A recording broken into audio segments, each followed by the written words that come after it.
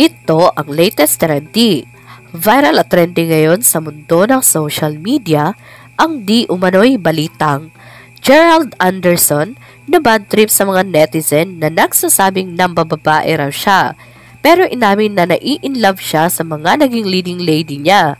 Ito ang mainit na balitang pinuputakti ngayon ng samot-saring komento mula sa marami sa ating mga kababayang Pilipino. At marami nga sa kanila ngayon ang hindi napigilan ang kanilang sarili na maglabas ng kanilang hinaing at komento sa mundo ng social media. Pero bago ang lahat mga katrendy, kung hindi pa kayo nakasubscribe sa aking channel, please click subscribe and hit the notification bell para lagi kang updated sa latest trending na balitang i-upload namin. At yun na nga, viral at trending ngayon sa mundo ng social media ang di umano'y balitang hindi nga nagustuhan ng kapamilya aktor ang mga paratang sa kanya ng mga netizens tungkol sa di umano'y pagiging babaero niya. Ito ang isa sa mga naging tanong niya ng TV host actress na walang iba kundi si Tony Gonzaga nang makapanayam siya tungkol sa kanila ni Julia. Natanong kasi siya kung paano nagawang i-handle ang mga tingin sa kanya ng mga netizens na babaero o isang cheater siya sa Tony Talks.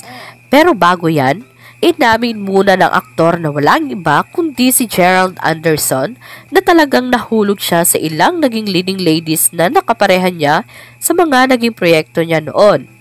Ilan sa mga naging leading ladies niya, kung hindi naling sa kanya, ay talaga namang nakarelasyon niya. Ilan nga sa kanila ay sina Kim Chiu, Maha Salvador at Bea Alonzo. Matatandaan kamakailan lamang na ang current girlfriend niya na walang iba kundi ang kapamilya actress na walang iba kundi si Julia Barreto ay naging girlfriend niya matapos nilang magtambal sa pelikulang Between Maybes noong 2019 na naging controversial pa matapos ang ghosting issue kay Bea Alonzo na kinumpirma naman ni Bea na ginost siya ni Gerald at wala silang formal breakup na labis niyang ikinagalit dahil nalaman niyang palihim na pala itong nakikipagkita kay Julia Barreto. Tanong naman ni Tony sa kanya, paano mo hinandle yun? Kasi ang naging tingin sa'yo ng mga tao is either chick boy ka or cheater. Paliwanag naman ni Gerald, hindi raw totoo na cheater siya. Aniya, alam niyo kung sino mga naging girlfriends ko, hindi ko naman maitago. Alam niyo pag sila yung girlfriend ko, sila talaga. Walang iba, walang ano. Muling tanong ni Tony, hindi ka nag-cheat? Mabilis namang sinagot ni Gerald ng no. Nang tanungin naman siya kung nahulog na siya sa temptation, inamin din ni Gerald ang tungkol dito. Aniya, aaminin ko, it's almost impossible, especially sa work natin, sa environment natin, sa situations natin, na hindi ka mafo-fall. Dagdag pa niya, especially at a young age and everything is ibinabato na lang sa'yo lahat. So it's easy, very hard to not fall into that. Para kay Gerald, ay walang katotohanan ang mga paratang sa kanya dahil loyal siya sa nagiging girlfriend niya at wala siyang niloko na babae kahit isa. Meron ding ilan na nagtatanong kung bakit tila wala na raw masyadong photos sa ngayon si Gerald sa Instagram ni Julia Barreto. Ayon sa mga fans, napansin nila na hindi na ganon karami ang mga post na magkasama ang dalawa. Nag-delete nga ba si Julia ng photos with Gerald? Pero makikitang nakafollow pa rin si Julia kay Gerald, and yet, tila nagiging question ang hindi pag-follow ng kapatid ni Julia na si Claudia Barreto. Ayon sa mga fans, napansin nila na hindi na ganon karami ang mga post na magkasamang dalawa. Nag-delete nga ba si Julia ng photos with Gerald?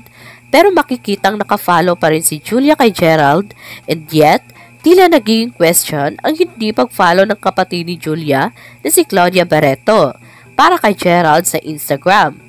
Patuloy namang nakafollow si Danny Leon at Marjorie Barreto kay Gerald at nakafollow pa rin si Gerald kay Julia. Pero saan nga ba unang nagsimula ang nasabing balita?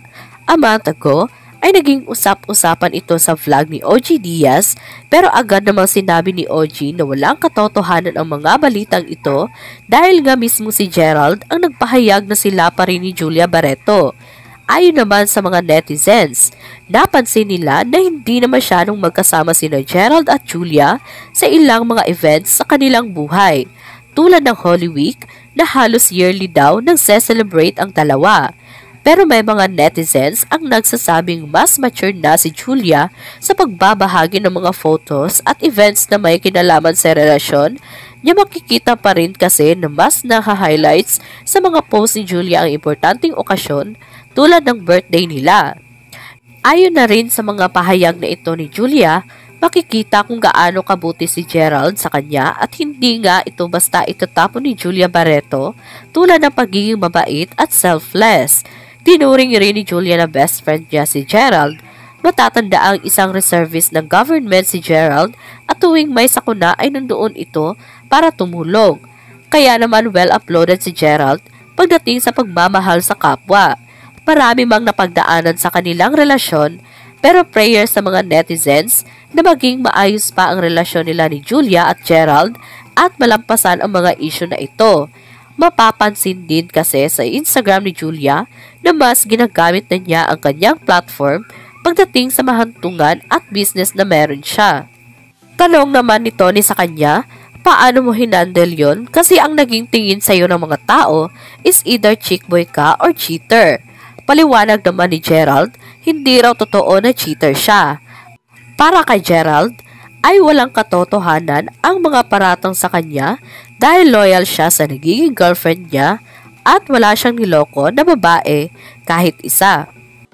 Kaya naman nang lumabas nga ang balitang ito, ay umani agad ng samot-saring komento mula sa marami sa ating mga kababayang Pilipino.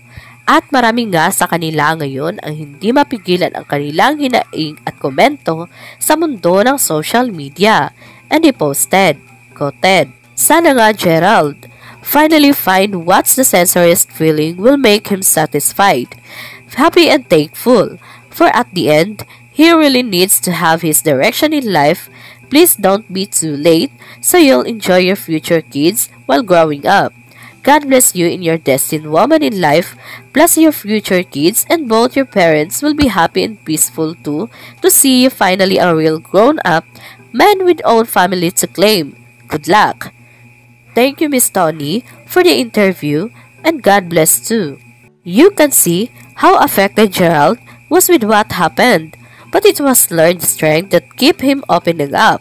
It will always be hard to forget when such a traumatic thing happened to you, but I was happy to hear his side on this as everyone deserves a voice.